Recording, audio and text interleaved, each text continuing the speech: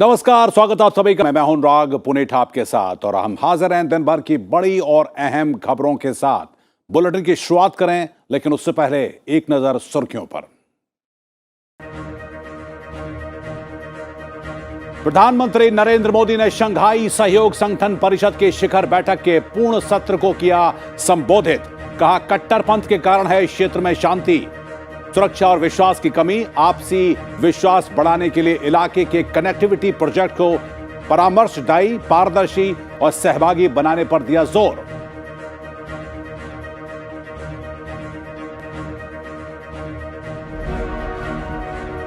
Tajikistan में Shanghai corporation organisation बैठक से इतर। भारतीय विदेश मंत्री एस जयशंकर और चीनी विदेश मंत्री की मुलाकात। चीन को भारत के साथ अपने संबंधों को किसी तीसरे देश के नजरिए से नहीं देखने की नसीहत। दोनों देशों के बीच में बॉर्डर पर डिसएंगेजमेंट को लेकर भी हुई चर्चा।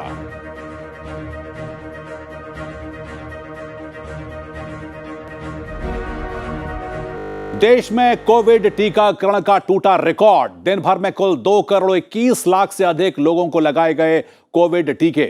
केंद्रीय स्वास्थ्य मंत्री मनसुख मंडाविया ने कहा, स्वास्थ्य कर्मियों, देशवासियों की तरफ से प्रधानमंत्री को जन्मदिन का तोहफा।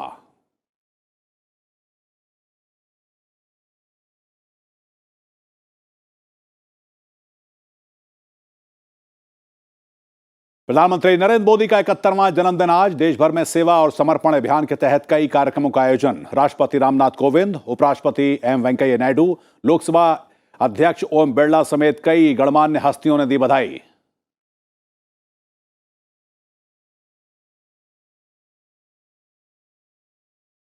और राष्ट्रपति रामनाथ कोविंद ने हिमाचल प्रदेश की स्थापना की स्वर्ण जयंती पर विधानसभा के विशेष सत्र को किया संबोधित। प्रदेशवासियों के सेना में योगदान और पर्यावरण सुरक्षा के प्रयासों को सराहा। कहा, राज्य ने विभिन्न क्षेत्रों में विकास का नया आयाम किया है स्थापित।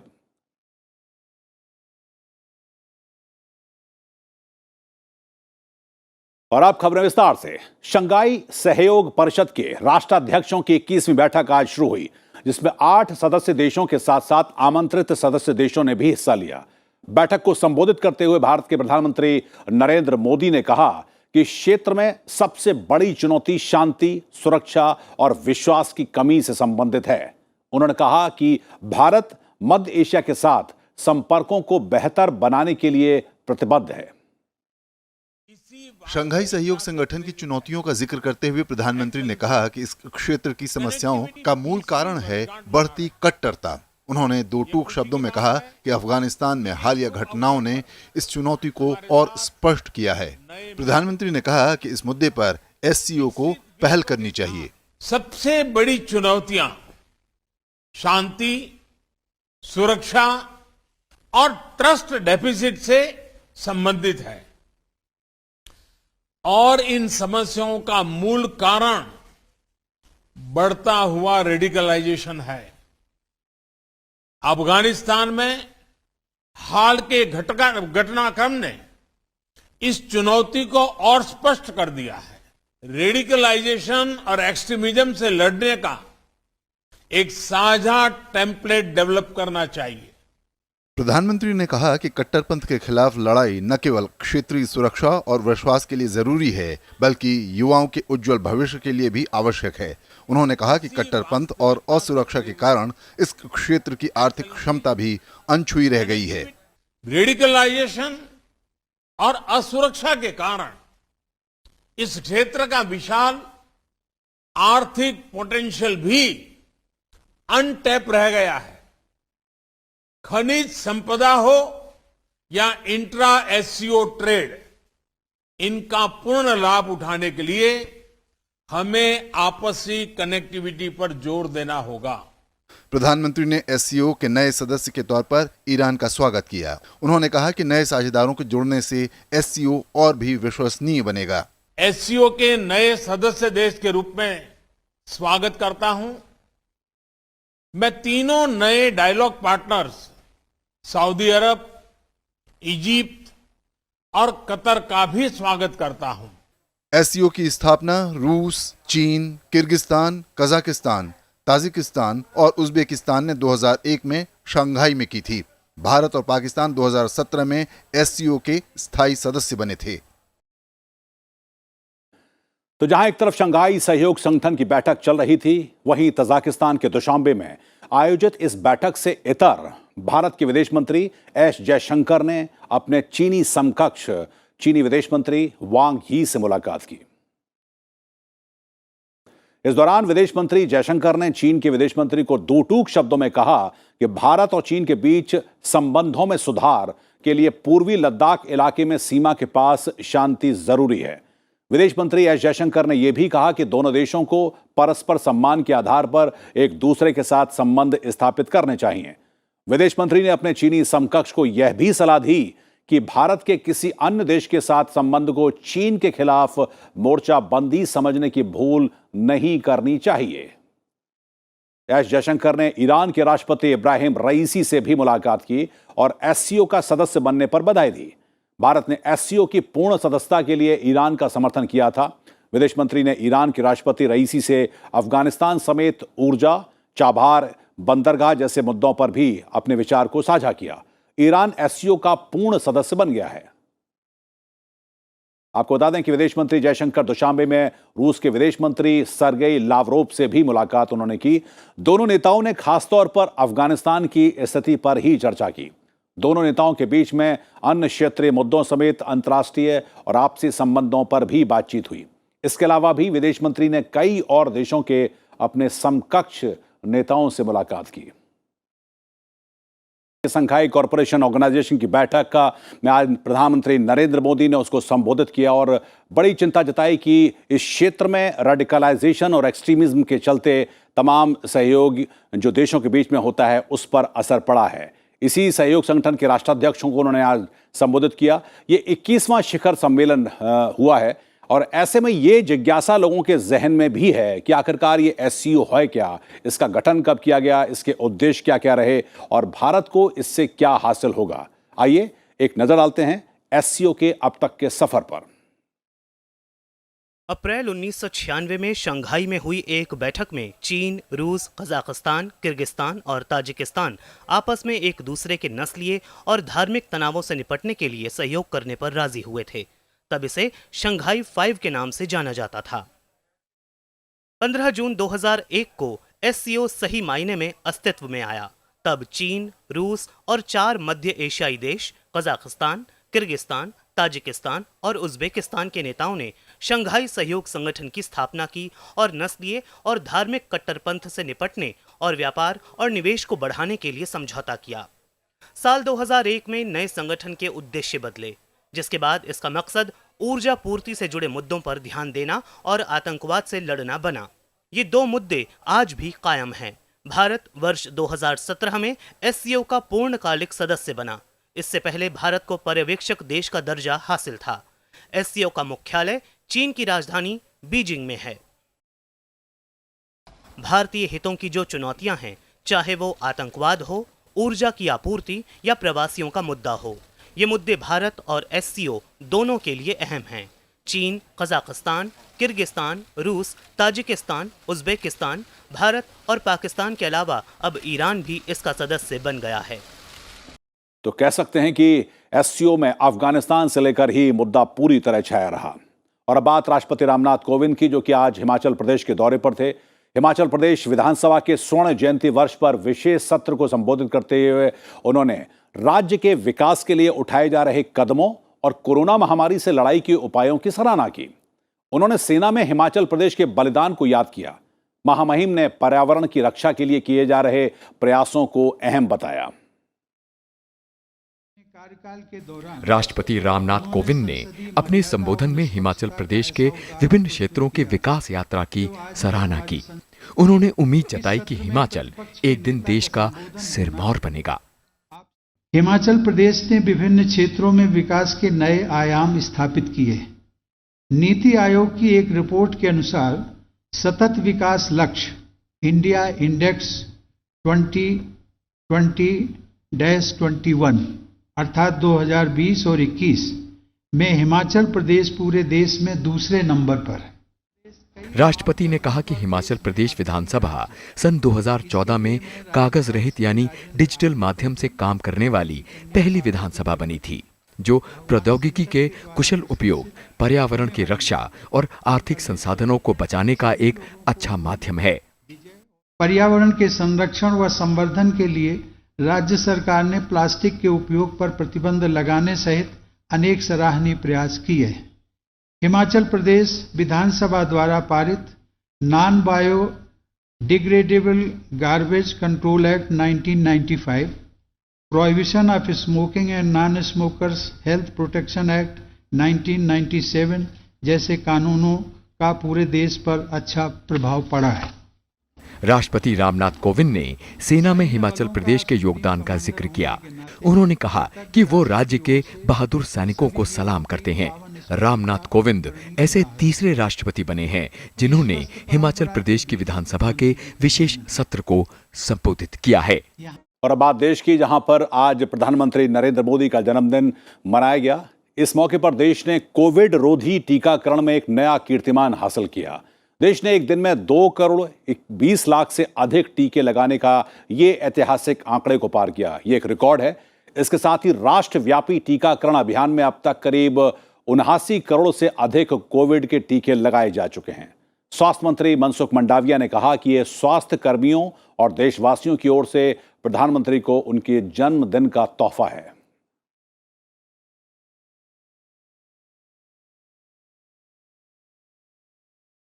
और जैसा हमने आपको बताया कि प्रधानमंत्री नरेंद्र मोदी का आज 71वां जन्मदिन है। इस मौके पर राष्ट्रपति, उपराष्ट्रपति, लोकसभा अध्यक्ष और केंद्रीय गृह मंत्री अमित शाह समेत कई हस्तियों ने उन्हें शुभकामनाएं दी हैं। इस मौके पर आज देश भर में कई कार्यक्रमों का आयोजन भी किया गया। प्रधानमंत्री नरेंद्र मोदी का आज 71वां जन्मदिन है। प्रधानमंत्री मोदी के इस जन्मदिन को खास बनाने के लिए बीजेपी ने देश भर में कई कार्यक्रम आयोजित किए हैं। बीजेपी सेवा से समर्पण अभियान चला रही है, तो वहीं देश के नागरिक भी प्रधानमंत्री मोदी के इस जन्मदिन को खास बनाने में लगे हुए हैं और अलग अलग अंदाज में प्रधानमंत्री नरेंद्र मोदी को जन्मदिन की बधाई दे रहे हैं। प्रधानमंत्री के जन्मदिन पर देश भर के कई मंदिरों में सुंदरकांड और हनुमान चालीसा का पाठ किया जा रहा है। अमेठी से सांसद और केंद्रीय मंत्री स्मृति ईरानी प्रधानमंत्री के जन्मदिन पर महादंगल का आयोजन करवा रही हैं। साथ ही प्रधानमंत्री नरेंद्र मोदी के जन्मदिन के मौके पर देश भर में वैक्सीनेशन का महाअभियान भी चलाया जा रहा है। इस मौके पर प्रधानमंत्री नरेंद्र मोदी को देश और दुनिया से बधाइयों का तांता लगा हुआ है। प्रधानमंत्री नरेंद्र मोदी के जन्मदिन पर राष्ट्रपति रामनाथ कोविंद ने प्रधानमंत्री के उत्तम स्वास्थ्य और दीर्घायु होने की कामना करते हुए शुभकामनाएं दी हैं। उपराष्ट्रपति एम वेंकैया नायडू ने प्रधानमंत्री नरेंद्र मोदी को जन्मदिन की बधाई देते हुए उनके स्वस्थ, सुदीर्घ और यशस्वी जीवन की कामना की है। लोकसभा अध्यक्ष ओम बिरला ने प्रधानमंत्री नरेंद्र मोदी को जन्मदिन की शुभकामनाएं दी हैं। अपने शुभकामना संदेश में लोकसभा अध्यक्ष ने कहा कि आपके विचार और मार्गदर्शन देशवासियों को बड़े लक्ष्यों को प्राप्त करने की दिशा में हौसले और आत्मविश्वास के साथ आगे बढ़ने को प्रेरित करते हैं। ईश्वर से आपके उत्तम स्वास्थ्य और दीर्घायु की कामना है। इस खास मौके पर गृह मंत्री अमित शाह ने प्रधानमंत्री को शुभकामनाएं देते हुए कहा कि नरेंद्र मोदी के रूप में देश को एक ऐसे सशक्त और निर्णायक नेतृत्व मिला है जिसने दशकों से अपने अधिकारों से वंचित करोड़ों गरीबों को विकास की मुख्य धारा से जोड़कर न सिर्फ उन्हें समाज में गरिमामय जीवन दिया है, बल्कि अपने अथिक परिश्रम से विश्व भर को यह भी दिखाया है कि एक प्रजावत्सल नेतृत्व कैसा होता है।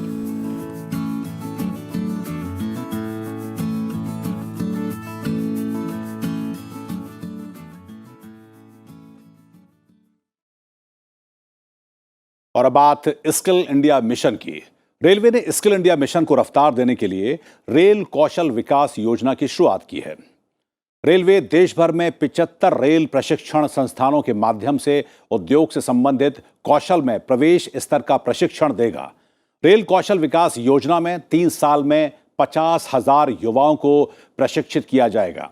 प्रशिक्षण इलेक्ट्रीशियन, वेल्डर, मशीनिस्ट और फिटर ट्रेड में किया जाएगा। इसमें 100 घंटे का प्रारंभिक बुनियादी प्रशिक्षण शामिल होगा। आज दिल्ली के रेल भवन में आयोजित एक कार्यक्रम में रेल मंत्री अश्विनी वैष्णव ने इसका शुभारंभ किया।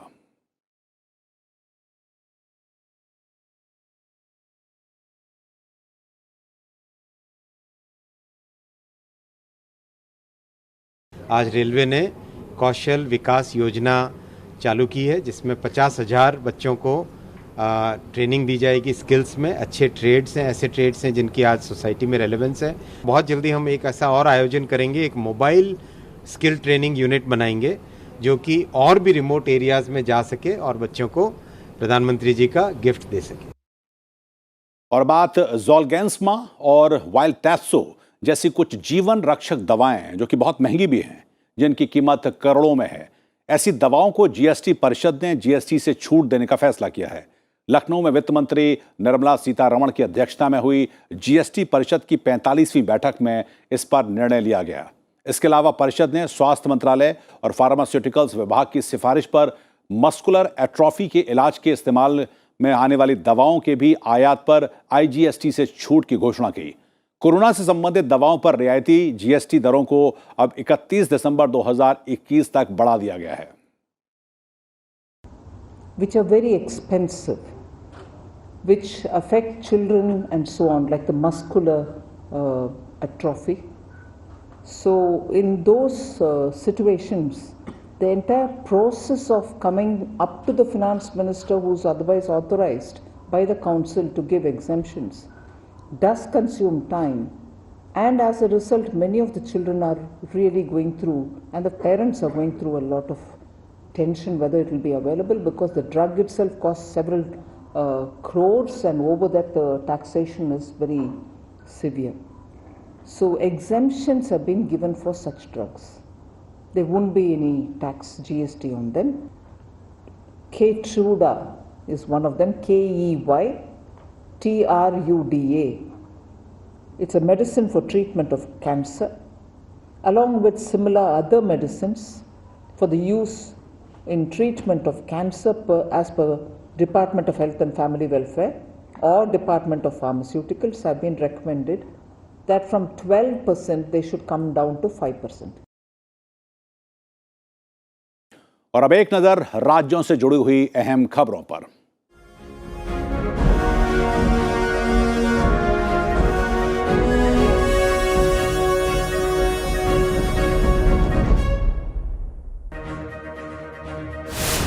सबसे पहले खबर कर्नाटक से, जहां पर कर्नाटक विधानसभा ने आज 3 विधेयक को मंजूरी दे दी है। इसमें सबसे अहम कैदियों की पहचान कर्नाटक संशोधन विधेयक है, जो प्रभावी निगरानी, शांति और अपराध के रोकथाम के लिए अपराधियों की पहचान के रूप में रक्त, डीएनए, आवाज और आइरिस स्कैन नमूनों के संग्रह को शामिल करने से जुड़ा हुआ है। खबर उत्तर प्रदेश से, जहां पर मुख्यमंत्री योगी आदित्यनाथ ने प्रदेश में भारी बारिश के बाद लोगों से सावधान रहने की अपील की है। साथ ही अधिकारियों को राहत और बचाव कार्य तेज करने के आदेश दिए हैं। प्रदेश के कई जिलों में पिछले 36 घंटों से तेज बारिश हो रही है। ओडिशा सरकार ने महानदी में बाढ़ की आशंका को देखते हुए 6 जिलों के लिए चेतावनी जारी कर दी है। राज्य में महानदी सहित कई नदियां उफान पर हैं। हालात को देखते हुए एनडीआरएफ के 30 और ओडीआरएएफ के 12 दलों को तैनात किया गया है। केंद्र शासित प्रदेश जम्मू कश्मीर के उपराज्यपाल और माता वैष्णो देवी श्राइन बोर्ड के अध्यक्ष मनोज सिन्हा ने श्राइन बोर्ड की 68वीं बैठक में 20 ग्राम चांदी का स्मारक सिक्का जारी किया है। साथ ही वर्चुअल माध्यम से कटरा में एक डिजिटल पुस्तकालय का उद्घाटन किया।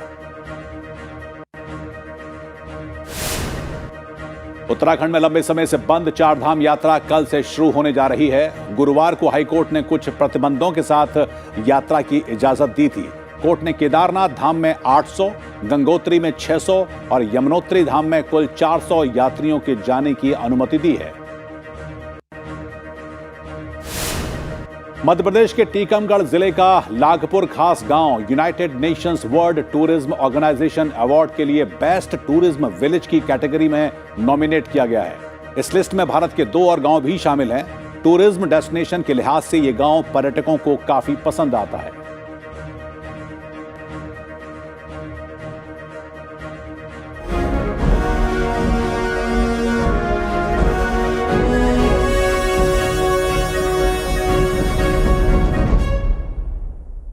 और अब बात क्रिकेट से जुड़ी हुई। पाकिस्तान के दौरे पर गई न्यूजीलैंड की क्रिकेट टीम ने सुरक्षा कारणों के चलते अपना दौरा रद्द कर दिया है। आज दोनों टीमों का रावलपिंडी स्टेडियम में वनडे सीरीज का पहला मैच होना था। न्यूजीलैंड सरकार को उनकी सुरक्षा एजेंसियों ने टीम को खतरे का अलर्ट जारी किया। न्यूजीलैंड सरकार ने अपने क्रिकेट बोर्ड को यह जानकारी दी थी कि वह खिलाड़ियों की सुरक्षा को देखते हुए तत्काल यह दौरा रद्द कर दे, जिसके बाद न्यूजीलैंड क्रिकेट बोर्ड ने दौरा रद्द करने का ऐलान कर दिया। न्यूजीलैंड की टीम इस दौरे पर 3 वनडे और 5 T20 इंटरनेशनल मैच खेलने के लिए पहुंची थी। ये पहला मौका नहीं है जबकि सुरक्षा कारणों से अंतर्राष्ट्रीय टीमों ने पाकिस्तान के दौरे को न सिर्फ बीच में छोड़ा है बल्कि जाने से इनकार किया है। पिछले तकरीबन 10 सालों के भीतर में पाकिस्तान की घरेलू क्रिकेट अंतर्राष्ट्रीय टीमों से वंचित रही है, वो चाहे श्रीलंका की टीम पर किए गए हमले के बाद से हालात हों या फिर तमाम देशों का फैसला। तो बुलेटिन में आज इतना ही, लेकिन जाते जाते आपको आज प्रधानमंत्री नरेंद्र मोदी के जन्मदिवस के मौके पर देश भर के कलाकारों ने उन्हें अलग अलग अंदाज में जन्मदिन की बधाई दी। जाते जाते आपको छोड़ जाते हैं इसी पॉजिटिव वीडियो के साथ। नमस्कार।